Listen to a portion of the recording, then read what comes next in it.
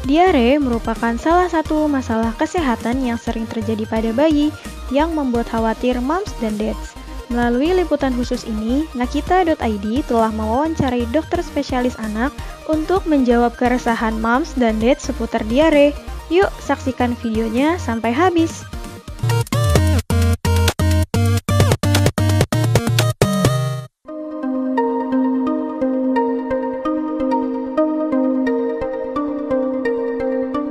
Baik, biasanya diare pada bayi itu disebabkan paling sering ya 60 sampai lebih dari 60% disebabkan oleh virus ya, rotavirus ya.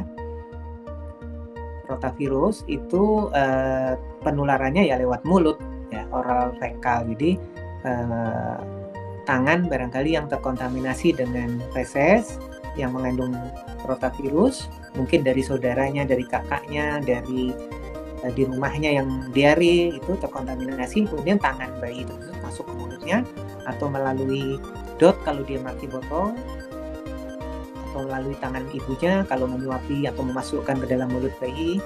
Jadi penularannya lewat mulut, oral fekal. Jadi tangan atau sesuatu yang terkontaminasi dengan feses yang mengandung rotavirus lalu masuk ke dalam mulut sehingga terjadi penularan virus tersebut dan menyebabkan diare. Tapi bisa juga yang 30% itu mungkin bakteri, mungkin dia disentri, yang ada darahnya itu disebut disentri. Kemudian juga bisa karena alergi makanan atau terutama alergi susu sapi pada bayi itu bisa menyebabkan diare juga. Atau juga intoleransi laktosa ya. Jadi terhadap laktosa di dalam susu atau produk susu tidak tahan karena enzimnya belum sempurna sehingga tidak tercerna laktosanya tersebut, maka menyebabkan diare.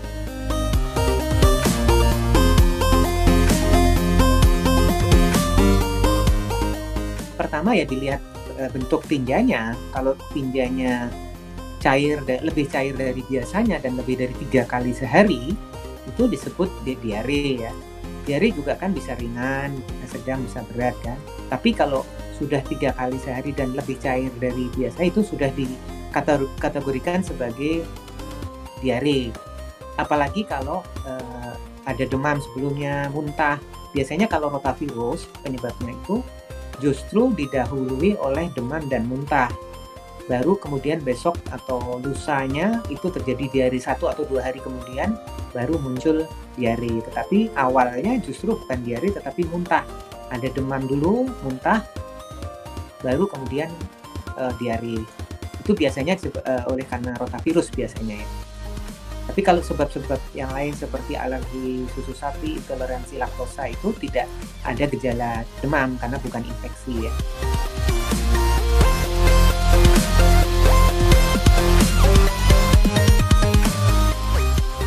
Ya, biasanya kita tentukan dulu ya, diare itu apakah diarenya itu ada darah atau tidak ya. Kalau ada darah kita sebut sebagai disentri. Kemudian waktunya, kalau lebih dari sudah 14 hari lebih itu namanya diare persisten ya. Diare yang lebih serius artinya. Nah, itu mesti segera dicari penyebabnya. Kalau kurang dari 14 hari, terutama kalau rotavirus biasanya tidak lebih dari 7 hari ya, mungkin 1, 2, 3 hari, itu disebut sebagai diare akut. Jadi golongan diare pada anak tuh kita golongkan sebagai diare akut. Kalau kurang dari 14 hari diare persisten, kalau lebih dari 14 hari, dan disentri kalau ada darah. Yang diare akut itu yang kurang dari 14 hari, terutama kurang dari 7 hari, itu biasanya rotavirus. Yang penting pada saat itu adalah penanganan supaya tidak sampai dehidrasi ya. Karena rotavirus itu tidak perlu pengobatan khusus sebenarnya. Tidak perlu antibiotik ya. Yang penting adalah cairan yang cukup ya. Jadi kalau dia masih kita sebut sebagai 5 lintas diare ya, kalau Ibu ingat ya, banyak itu di Kementerian Kesehatan itu sudah mempromosikan 5 lintas diare. Yang pertama adalah berikan cairan ya, oral rehidrasi atau oralit, lalu diberikan zinc, lalu tidak perlu antibiotik, artinya selektif pada keadaan tertentu saja. Lalu edukasi artinya penjelasan kepada orang tua penanganannya. Lalu nutrisi, makanan minum seperti biasa, jangan dipuasakan, jangan dipantang-pantang. Justru lebih banyak kalau dia ASI diteruskan ASInya. Kalau susu pun tetap tidak perlu diencerkan ya. Itu namanya 5 lintas diare itu.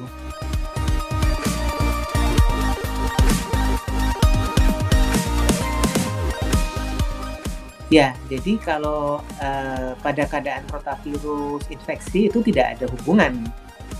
Walaupun mendapat ASI, bayinya diare, ada demam, ada muntah, biasanya rotavirus itu, jadi ibunya tetap makan minum seperti biasa. Kecuali kalau diarenya karena alergi susu sapi. Jadi kalau ibunya masih menyusui bayinya, tentunya ibunya harus pantang susu sapi dan produknya dari produk, karena itu proteinnya bisa keluar lewat ASI dan ibunya tidak ada masalah, tidak ada gejala, tetapi bayinya yang mengalami gejala ya, bisa merah-merah di kulit, grok-grok, banyak dahak, grok-grok yang sering bayinya grok-grok itu, pipinya juga mungkin ada merah-merah. Lalu yang lebih berat lagi terjadi diare. Diarenya biasanya itu tidak ada tanda infeksi, tidak ada demam, tapi justru seperti mirip-mirip disentri, dia ada darah ya, walaupun tidak separah seperti disentri, tapi kadang-kadang fesesnya itu mengandung ada lendir seperti dan darahnya juga ya. Tapi sebenarnya bayinya aktif, masih berat badannya naik, tidak ada demam, jadi tidak seperti yang disentri tadi, biasanya kan demam anaknya. Itu dia Mams, jawaban pakar tentang diare pada bayi. Saksikan wawancara eksklusif bersama pakar lainnya hanya di Nakita Channel. Sampai jumpa di video selanjutnya.